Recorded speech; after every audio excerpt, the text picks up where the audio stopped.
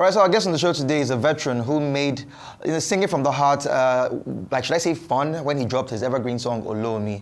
Now, when the song hit our airwaves 20 years ago, it instantly became a fan favorite. Every radio, TV station, wedding played this tune, making it one of the best love songs to ever bless our music industry. So join us right now on Rise 360 is the voice behind this evergreen tune, Tosin Martins. Hey, Chief, how's it going? Great to be here. Welcome. Absolute pleasure. Really nice to see you. How are you doing? In person. I'm excellent. Really good to It's see actually, Fantastic. should I say, surreal that it's been 20 years. See, what I went to do, I was like, what? Okay, so it's been technically 19, because it came out in 2006. No, 2005. Okay, here it says 2006, so we need to... When it was uploaded. Uploaded. In those days, you didn't have Yeah, Spotify. Oh my God, I feel so old. but I mean, 20 years. Like, okay, now before we talk about the song, the song is actually older than 20 years. The song is 22 years old, but it was released. Okay, no, let's play back that particular one that was released in 2005. This is where I cover my face. All right, let's enjoy the track. That time, I don't look like.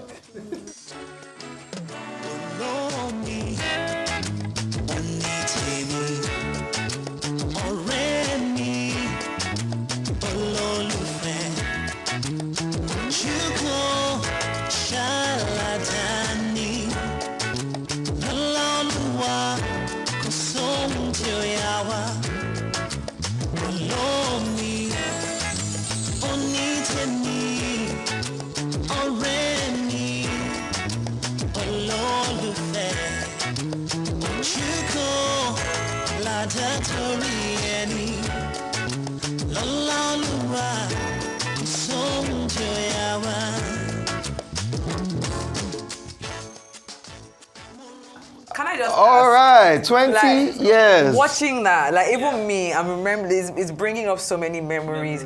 Watching that, what Did you have a man singing for you that time? No, I was very young then, please. My mother is watching this, please, okay? That's a very subtle way of asking how old were you.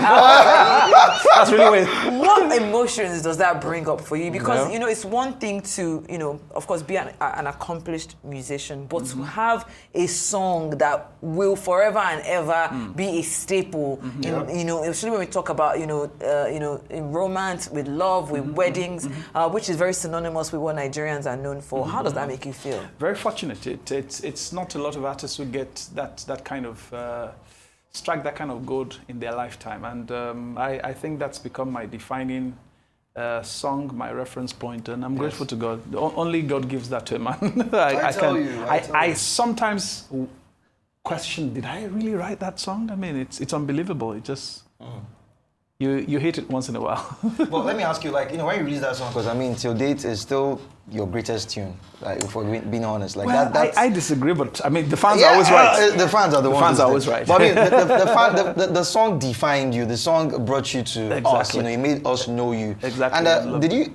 feel some type of pressure, should I say, trying to create something bigger and better than Olomi when it came out at the time? Yes and no. Yes, because of course, typically every artist wants to do better than the last one. But no, because I feel pretty much the same about every song.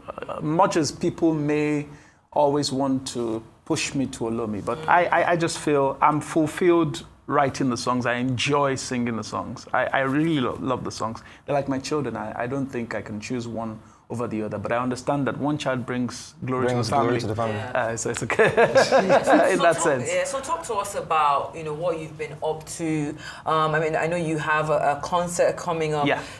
What was it that made you say, okay, you know what, I'm dusting off my coat, I'm gonna put it back on, getting that mic, and coming back into this space? Talk to me about that. Well, I've been in the space a bit more on the low. Typically, you find me at weddings, singing, making appearances, traveling. Yeah, for sure. A lot more of those. But I've also been pastoring. So I've always done that. I was actually that before I sang Olomi. Because in my school days, I was a fellowship president. I've always been a pastor, and my mission was always to do love song, because I feel that we have the proper tab on the subject of love. It stems from a very divine place, and it's important to be able to express it in words that do less of objectifying women, do less of sexualizing the subject. And I think the fact that people shy away, people like us shy away from it, is why you have what you have today as love.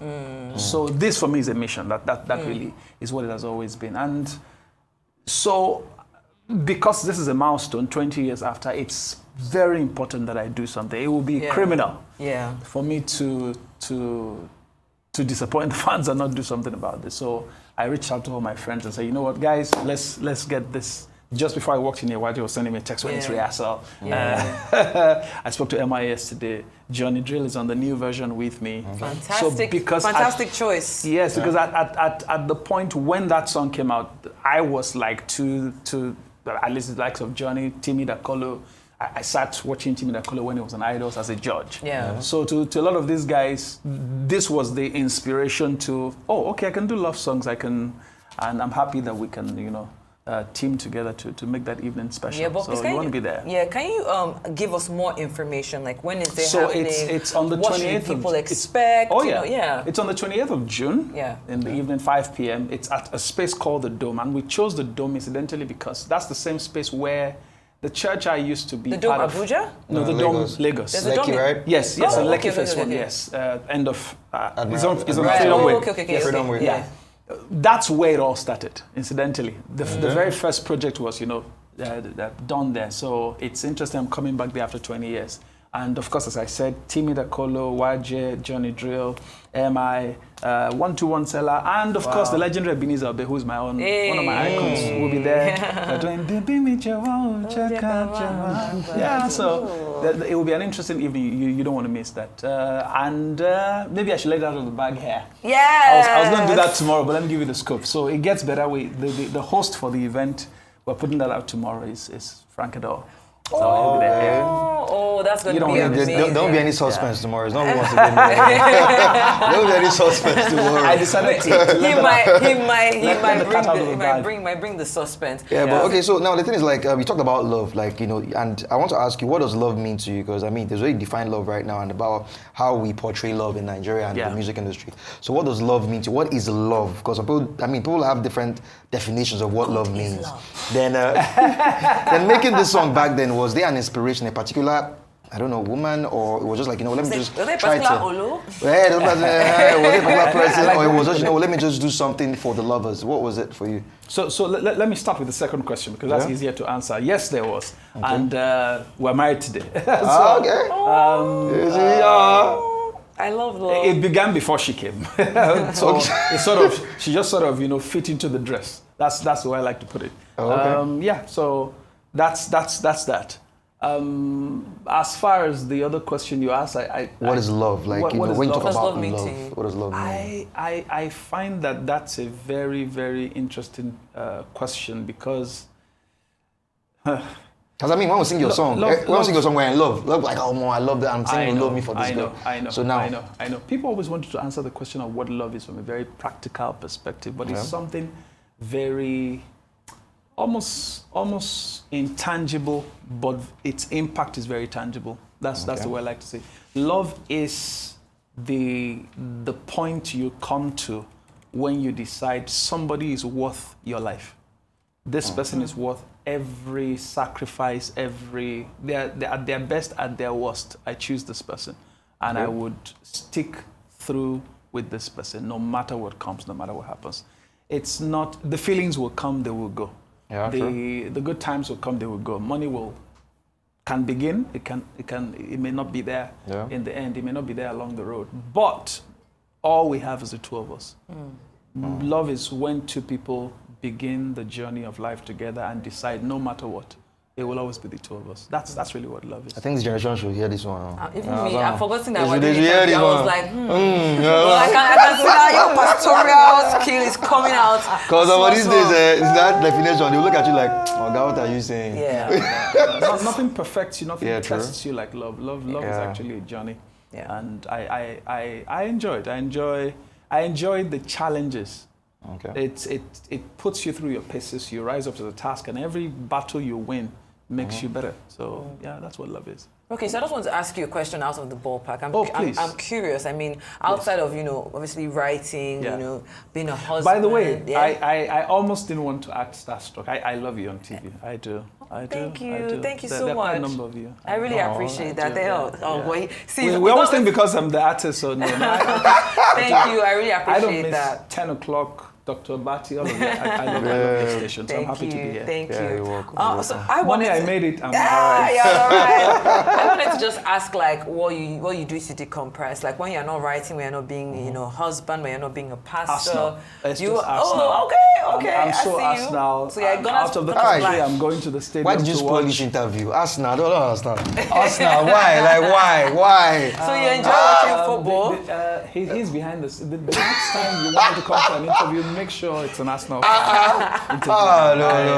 Oh, I can I'm see not why nice you're a about patient man, child. You guys have been through a And lot. love is Is patience. Yeah, but love is not Arsenal. Please don't mix it up. See, love is patient. Love is not Arsenal. No, but as Arsenal fans, Are you being an Arsenal patient. fan? Yeah. She. Yeah. Oh, Gunners for life. That's just us, man. Yeah. Ask your question. I think people should be allowed to say, I don't want this person to tell me. We'll just allow him for today. Okay. He works here. Let's leave the football because Arsenal, you guys not win anything in the next 10 years. So we'll leave it at that. Okay, so now looking back at the music industry and how it's evolved, what do you, like when you look at today and look at your time, what do you wish you had at the time, probably that would have helped you in your own journey as a musician? Definitely a window to the world. That's what the streaming platforms are. Okay. The fact that you had to push these things by hand, you had to depend on proper labels. Tell us how you pushed Olomi at the time. That's actually true. So there's always somebody who gives you your first mention, and for me that was a man who's passed on now. It's Dan Foster. Dan Foster at the time was the lone voice on radio. Everybody listened to him. It didn't matter what radio stations existed, other radio stations existed. Everybody listened to Dan Foster. True. And he listened to the song once and said, young man, bring it to the station. Guess what? He actually played this song the very first time, February 14th, 2005. And in 10 minutes, I literally had like 40 calls. Wow. My phone blew up. Wow. Was that shit I just heard on radio? Was that shit just heard? As soon as he was done, the person in the next belt came, played the song. By the third belt, I think that was Olisa. Because we worked together. Yes, we worked together on at Storm Records at the time. Yeah. And then he played it again. That was it. Done. So I owe it all to that man. He was the guy. He was the angel of my career. That is so interesting that you say that. I know that obviously this interview is about you, but Dan Foster was actually the first person that gave me an opportunity as well. I was 16 working at Inspiration FM, and he allowed me come on air with him. And from that moment on, I knew that this was exactly what I wanted to do. May continue to rest in peace. Amen. I'm curious. Do you ever get tired of singing Olomi? Because it's a song that you've been singing for 20 years. Like you said, you go around the world, you go to weddings. I'm sure there are some fans that can even see you on the road and say, can you sing Olomi for us? How do you do it, singing, this kind of song, 20 years? I knew I loved you, I didn't know why. You asked the right questions. Yeah, I do. And let me look in the camera. Where's the camera? Right there. Guys, I have all the songs, please. Please. I do. But of course, you can't run from it. No. You've got to. Olomi gave words to people who felt something but didn't have words to say it. Olomi gave joy to women who saw men that had something hidden in them but were waiting for the right words. So it's understandable that people connect a lot of first things, memories to that song. So understandably, they love the song that much, and I don't want to cut them off from that experience. Of course. Yeah. I was in the US once. I can't even remember. I think it was to the capital. That was the first time I found out the capital of Texas was actually Austin, not Houston. Because most of my years going to America is Houston. But then Austin, which one is that one? So we got there. University Town, went to Hilton, did the wedding. So I got there. I was ready. I got my set list ready to sing. I said, no, Olomi. You flew me from Lagos to Austin for. No, after that, we're fine. You can go back to your room. So I started worrying, would they pay me what we agreed? What's going to happen? They were happy, just sing Olomi, that's all, and go. Well, don't try to show us you can sing, we're fine, it's okay. For an artist, that can be a bit cagey. But I understand that's why you have to have your own concerts, you have to take the opportunity of any other avenues or channels that show up to vent all these other things that you have to showcase. But there I have some core fans who know some songs. Yeah. Songs like Ololufe, songs like Thank You, which I wrote for my wedding in 2006. I'm not old, don't worry. Don't count the years. Songs like there are many. Now You. Dami Lauren, that was actually done by SARS back in the day before they all blew up today. Yeah. So quite a number of songs. All right. Yeah. I mean, I'm looking at it now. I remember Olomi, I think, was on Happy Day 2006. Yes, Happy Day album.